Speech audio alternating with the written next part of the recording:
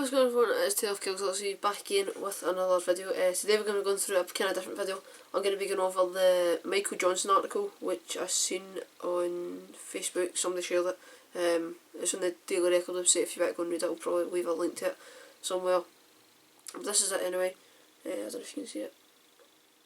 That one there. So I was going to read through it. I've not read it yet, so I'm just going to kind of give you my reaction to it. I was going to say, stop texting me. The title is Killie will continue on a downward spiral until Michael Johnson ships out of Rugby Park, which I agree with, mainly just because Michael Johnson, like, even though he's not chairman anymore, when he was chairman, he treated, obviously the club was running like a business in some sense, but he didn't treat the club like a football club. He treated it like a full on like business, and aye, so I can understand that. Former trust chairman Barry Richmond, sure if you know who Barry Richmond is, believes influence of the club's former chief is causing fans to drift away and could lead to a whole lot loss. Couldn't agree more. Barry Richmond insists Killie will continue to decline until Michael Johnson leaves the club. The former Killie Trust chairman last night outlined the grave feeling among fans that the Ayrshire outfit continues to sink. See at this rate, I actually think we'll finish 12th. Like, Dundee United, they've beat Ross County away twice, scoring 6 goals in the 2 games. They're into a cup semi-final. We beat after Ross County. I went through this earlier on. We've been beat. What is it? I don't know if this add this up. We've been beaten 9-2 in aggregate against Ross County this season. Well, 3 games we've been beaten 9-2 after Ross County. Dundee United have beat them. I know they beat them at home 1-0. That was Mixer's first ever win. They beat Ross County at home 1-0. They just beat them 3-2 in the Scottish Cup quarter final, and they beat them 3-0 in the league at Dingwall as well. I don't actually know what the other score was. I'm going to check that, but you get the point. Tuesdays, here we go actually. Tuesday night's 2-0 home defeat by Ross County pushed the team closer to relegation. Even more worryingly, the attendance was just 2,366. I expected that, but 2,000. I thought it was like 2,800. It was a freezing night. I was like freezing before kick-off, and I got in the stadium like 20 to, no, I was going to say 20 to 3. Would that been like 25 past 7, half 7 around about that time, and I was freezing. Honestly. What was I saying there? It was absolutely freezing. There was no atmosphere in the stadium as well. It was like, got to watch the development games if I went to watch the development games. It was like watching one of them. There was no atmosphere in the stadium whatsoever. And then we were playing Ross County midweek again. I don't know why. They brought like 60 fans in or something, which is really good, considering there's no supporters buses or anything like that. So I was kind of expecting that. But the fact that 644 season ticket holders didn't turn up, that's quite bad. You know, maybe expecting maybe 200-300 not to turn up. I think the fans could have been a wee bit more supportive, but considering the form and type of season we've had, you would be expecting that kind of crowd. I was actually surprised it was over 2,000, to be honest. It's just 2,366. With this was the smallest for a league game at Rugby Park since they faded Clydebank almost 24 years ago. Faced Clydebank. So that's the lowest home attendance in 24 years, which shows you which state the club's in and all that kind of stuff. On and off the pitch, the situation is bleak, and Richmond, let's just check if that was recording now.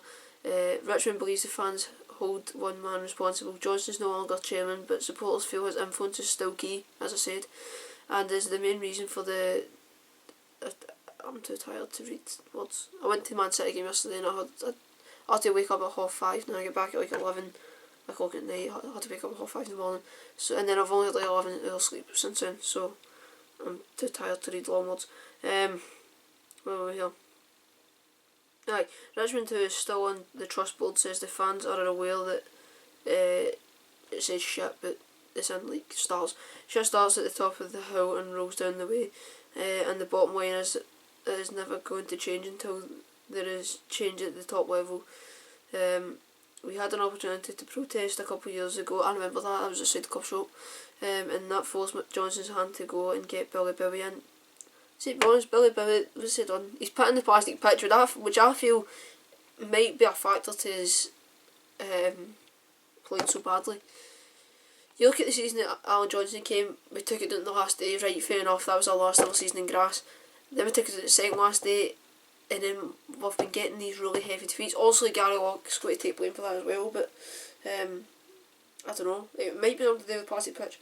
There were millions who wanted to get involved and put money into the club, which would have allowed for a clean sweep, but Michael held on and Billy propped him up. The change that did happen was great. To me, Johnson has done nothing but make money out of the club. What did I say? He treats it like a business. That's not how football clubs are meant to work. How many clubs are actually profitable and folk make money out of them? It's not about that, but he's in there and he's taking. I tell you, I can't read, you know. It's almost as if we're going around in the loop again. The club was run really badly before. Bobby Fleeton came in, turned the whole thing around and sent us in another direction. We get Europe, new stadium, now it's like deja vu, it's happening again. You could see what was coming with the Johnson scenario, but sometimes when results are decent, people don't want to know it and ignore it. The truth of the matter is,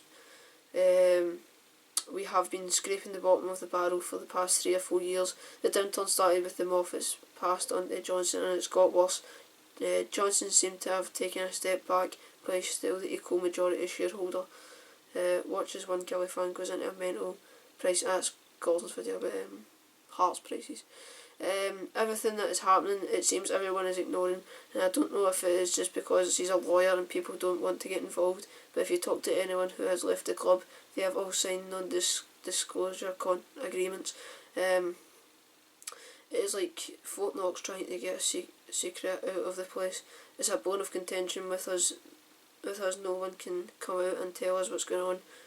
For the fans, it's an accumulation of things, and I can't see an end to it. That's the sad fact.